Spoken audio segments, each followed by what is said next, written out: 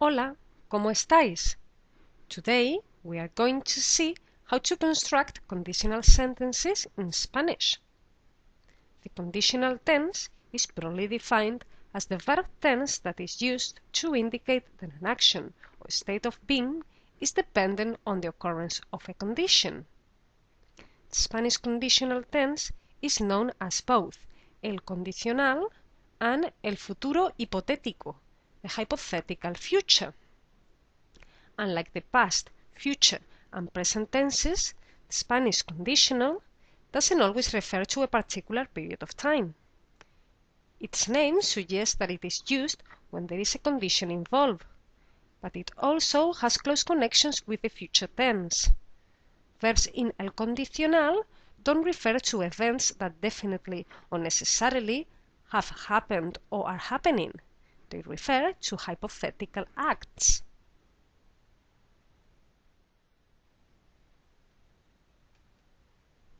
There are three conditional tenses. Let's start with the first conditional, which is used for likely actions in the present or future. This is the formula.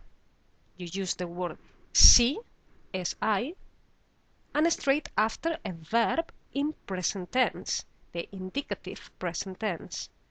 And in the next part of the sentence, you'll have to use a verb in present tense, also in indicative. Let's see a couple of examples. If you want to say, if it is hot, I go to the beach, then you'll say, si hace calor, voy a la playa. And if you want to say, if we don't have much work, we go to the cinema, then you'll say, si no tenemos mucho trabajo, vamos al cine. Another formula to use the first conditional is to use si and then the verb in present tense of indicativo, but in the other part a future simple, also in indicativo. For example, if you want to say, if tomorrow is hot, I will go to the beach, then you'll say, si mañana hace calor, iré a la playa. And if you want to say, if we don't have much work, we will go to the cinema. This is, si no tenemos mucho trabajo, iremos al cine. And another way to use the first conditional is to use the word si and straight after the present tense of indicativo, but in the other part to use imperativo, a command. So if you want to say, for example, if it is hot, go to the beach, then you'll say, si hace calor, vete a la playa. And if you want to say, if you don't have much work, go to the cinema, to a group of people, then you'll say, si no tenéis mucho trabajo, id al cine. Let's see now how to construct sentences in Spanish using the second conditional. The second conditional is used for imaginary present or future actions.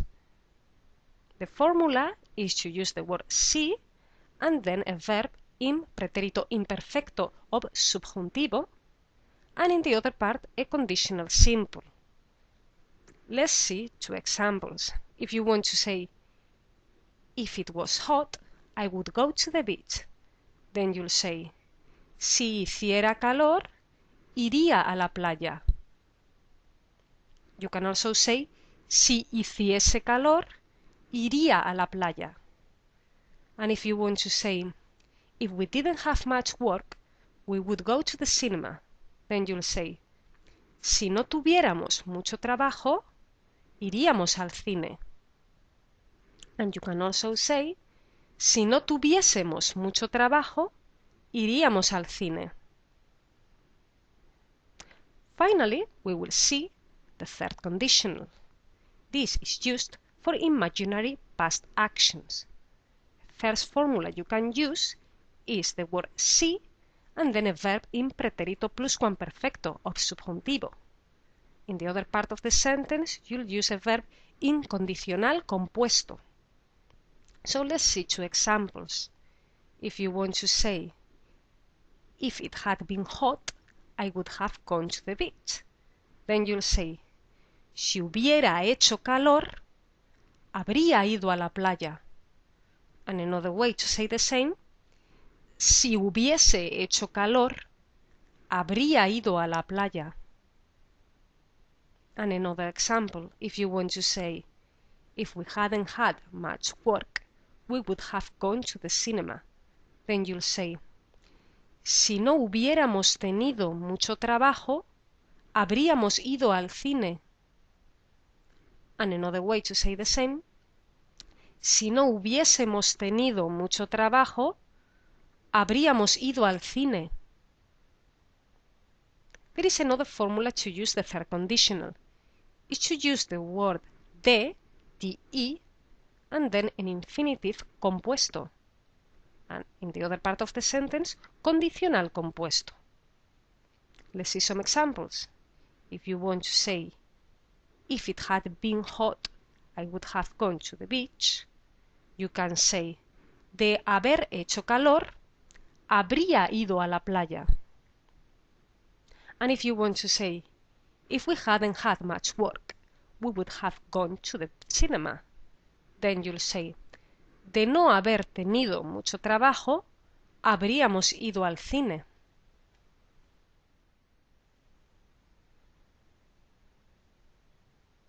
I have condensed quite a lot of information into this Spanish lesson, so take things step by step and concentrate on one conditional at a time.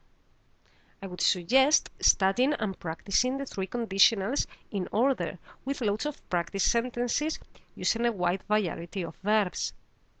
Look out for these types of sentences in books, magazines, and articles on the web, and slowly but surely try to use them in conversation as well. Have a great day and see you next time with more Spanish. Hasta luego!